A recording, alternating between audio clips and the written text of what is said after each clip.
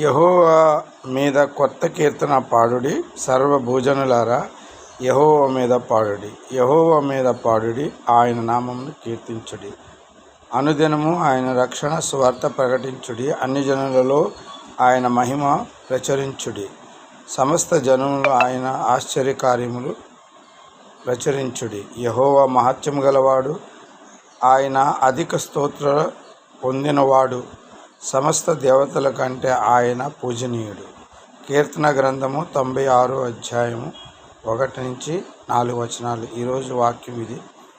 ప్రేక్షకులారా, యెహోవాయే మహత్యము గలవాడు, ఆయన అధిక స్తోత్రములు పొందినవాడు.